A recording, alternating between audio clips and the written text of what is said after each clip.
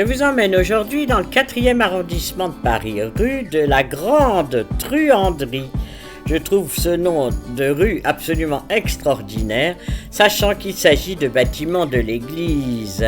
Vous avez ici le chevet de l'église Saint-Leu-Saint-Gilles où je veux vous emmener.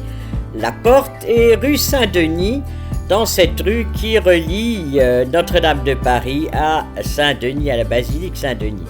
Regardez la façade Louis XV avec ses deux petites tours tout à fait classiques et ce fronton avec l'horloge. Les terrasses au-dessus, c'est très original.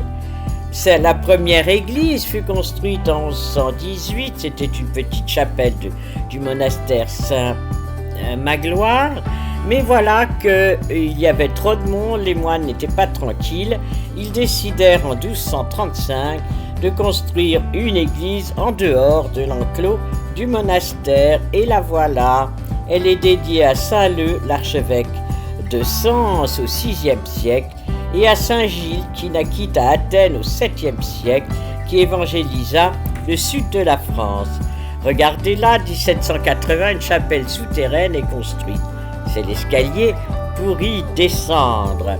Et voilà, il y a là le Christ enseveli avec au-dessus la croix des chevaliers du Saint-Sépulcre. Regardez la voûte, tout à fait originale, et les reliques de Sainte-Hélène. Ces reliques ont été apportées en 1819 par les chevaliers du Saint-Sépulcre.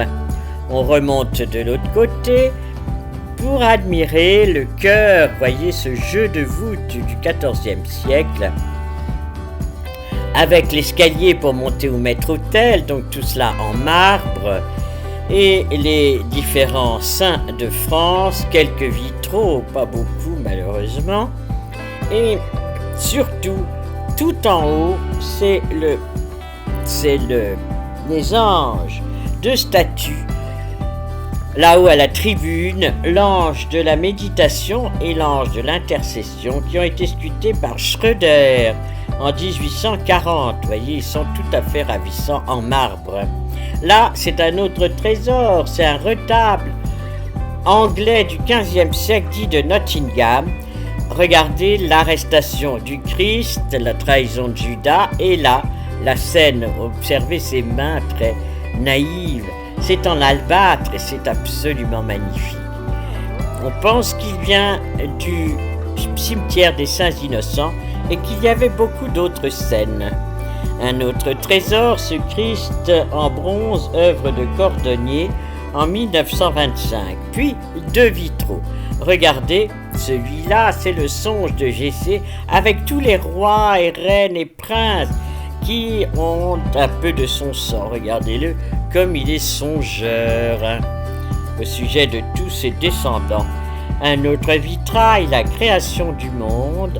Voyez le soleil, la lune, donc le jour, la nuit, la terre, la mer, l'eau, la terre, et puis le paradis terrestre avec tous les animaux, toutes les plantes. Dieu qui confie à Adam l'arbre de la sagesse, et il bénit Adam et Ève, qui ensuite mangent du fruit et sont rejetés du paradis. Ici, c'est le mariage mystique de Sainte Catherine. On pense que c'est un tableau du XVIe siècle, probablement de l'atelier de Perugino.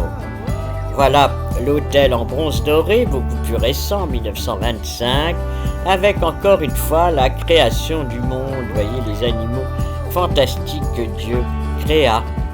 Puis c'est la chapelle de la Pietà avec une statue du XVe siècle en bois polychrome. Un autre trésor, la chaire 1850 qui est tout un travail de bois.